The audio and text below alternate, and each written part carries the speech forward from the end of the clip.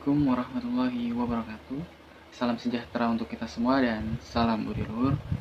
Perkenalkan, nama saya Dwi Supriyono dengan NIM 1831501547, mahasiswa Fakultas Ekonomi dan Bisnis Universitas Budi Luhur, Jakarta. Tujuannya dibuat video ini adalah untuk memenuhi syarat tugas pertemuan 11 metode penelitian kelas EC dengan dosen pengampu Bapak Dr. Muhammad Mabrur Taufik, SAG, SEMM. Saya akan memaparkan kembali materi dengan judul Tinjauan Pustaka, Kerangka Pemikiran, dan Hipotesis. Objek pengkajian yaitu buku-buku teks yang menyediakan teori-teori yang relevan, jurnal-jurnal ilmiah yang relevan, laporan-laporan penelitian sejenis yang relevan, dokumen-dokumen pemerintah yang berkaitan dengan isu yang akan diteliti.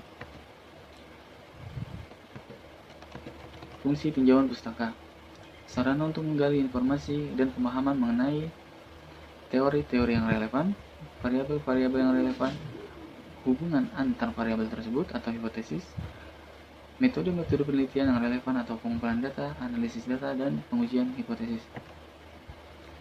Fungsi kedua, sarana untuk memastikan bahwa penelitian yang akan dilakukan tidak sekedar pengulangan atas penelitian-penelitian sejenis yang telah dilakukan sebelumnya. Fungsi yang ketiga adalah bahan untuk membahas temuan-temuan dari penelitian yang akan dilakukan. Hasil tinjauan pustaka menjadi masukan untuk yang pertama, untuk perumusan variabel-variabel penelitian, yang kedua, untuk perumusan kerangka pemikiran konseptual, yang ketiga, untuk perumusan hipotesis, dan yang keempat, untuk perumusan metodologi penelitian. Fondasi utama untuk pelaksanaan penelitian merupakan kristalisasi pemahaman penelitian atas masalah yang menjadi objek penelitian dan proses untuk menemukan jawaban atas masalah tersebut. Biasanya, pemahaman tersebut dituangkan dalam suatu diagram. Yang pertama ada masalah, yang kedua ada variabel-variabel terkait, yang ketiga ada hubungan antar variabel, yang keempat hipotesis-hipotesis, yang kelima ada metode-metode investigasi. Diagram harus dinarasikan secara singkat, jelas, logis, dan sistematik. Contohnya adalah membahas suatu kasus yang diambil dari skripsi mahasiswa.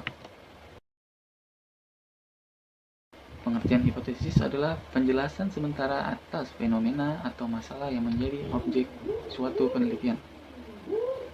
Harapan yang dinyatakan oleh peneliti dalam hubungan antara variabel-variabel yang terkait dengan masalah penelitian tersebut. Karakteristik hipotesis yang baik. Yang pertama, sederhana atau operasional dan terukur. Yang kedua, logis.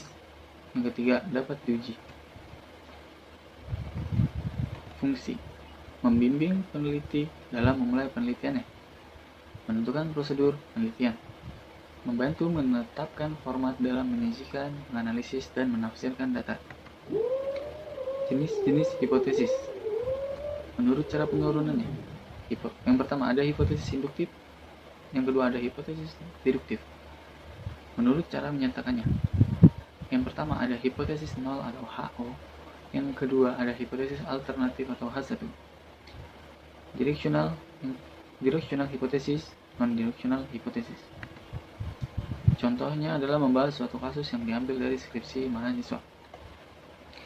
Sekian pemaparan kembali dari materi yang telah diberikan oleh Bapak Dr. Muhammad Mabrur Taufik, SAG, SEMM. Kurang lebihnya saya mohon maaf. Jika ada penyampaian yang kurang jelas, saya mohon undur diri. Wassalamualaikum warahmatullahi wabarakatuh, dan salam budi luhur.